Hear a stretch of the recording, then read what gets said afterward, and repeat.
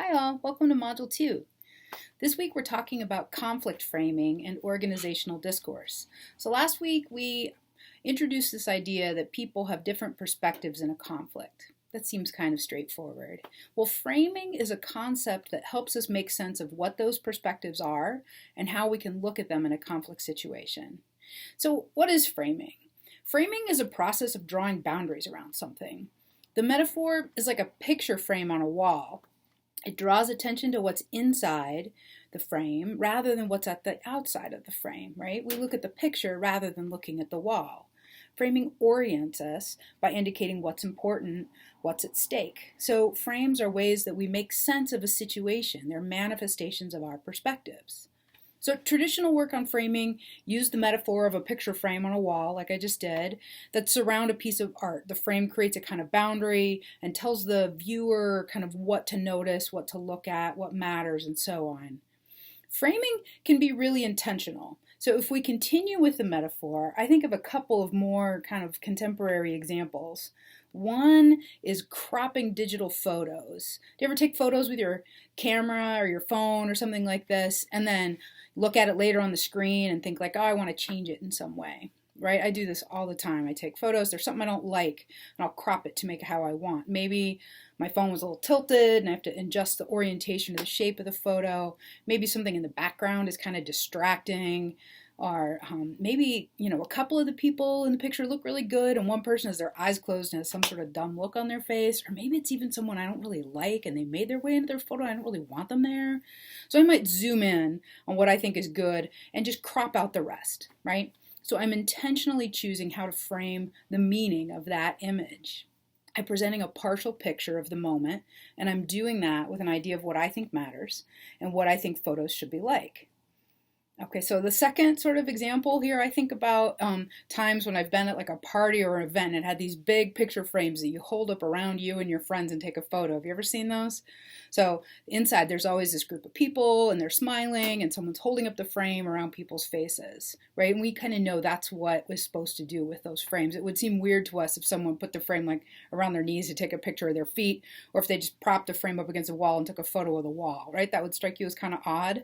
Those are like not the right choice. Well, probably. I know it would for me. And that's probably because, we have a belief that the frame should focus on certain things that fit with our perspective. The frame should present a certain kind of image of the event and the people. But something that really interests me about those photos, that unlike the cropped image on my phone, these photos of the event allow us to see what's outside the frame a little bit, right? They show somebody actively holding the frame and we can see what's behind them and outside of the borders of the frame. So I think about those as a metaphor of kind of the framing process, because you can see people making choices, holding things, and you can see what's outside, what's left out. Okay, so clearly I overthink these silly party games, but this has really clear impact for how we think about conflict. So hear me out. We go through this same framing process when we think and talk about our social world. We have perspectives about what matters to us, what we think things are supposed to be like, how we think people are, and we use that perspective to frame our understanding of our experiences of the world. And that is true about our experiences of conflict. So it's important to remember framing is not just a mental or psychological activity. It's inherently communicative. Our sense-making guides the actions we take and the ways we communicate, including our choice of words, the nonverbal expressions, our choice of communication medium, face-to-face, email, etc., and when we're in conflict.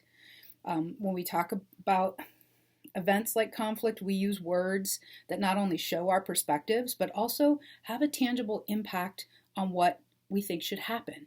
So a conflict that's framed as an opportunity for creative problem solving will have a different feel to it, and it'll present a wider range of options for response than a conflict that's framed as a personal threat, or a conflict that's framed as a struggle over who's right and who's wrong. So framing, I think, is really obvious when you look at polarizing political issues and the way they're talked about by different groups of people. Later in the semester, we'll focus on kind of political conflicts and political conversation more specifically. But for now, just think about the idea of framing and how it can help you understand how different people frame the same issue as being about freedom and liberty or being about safety and responsibility. Similarly, people can frame an event as either a protest or a riot. Right? These different language choices show vastly different perspectives and sets of values, and they can also be used to push towards specific outcomes. So if something is a riot, that calls for a very different solution than if something is a peaceful protest. So clearly the words we use to describe a conflict matter a great deal. So what does this look like in communication? When we are engaged in conflict, how do we go about framing? So one way is that we can see frames in the labels or metaphors that we use for what is happening in a conflict, for what we're doing, what this conflict is. So you can ask, is it a competition? Is it a battle? Is it an opportunity for growth? Is it an effort to build consensus? Are we having a dialogue? What is it that we're doing together? We can also understand the frame from what people say is at stake. Right? So, for example, is this conflict that we're engaging in because the organization is responding to a crisis? Or is it an opportunity? Is this activity just a misunderstanding that can be clarified by wordsmithing? Or is it one more example of deep ideological divisions and power imbalances that require structural change? So what's at stake here? Then the words that we use to describe what's at stake can show the sort of frame that we have.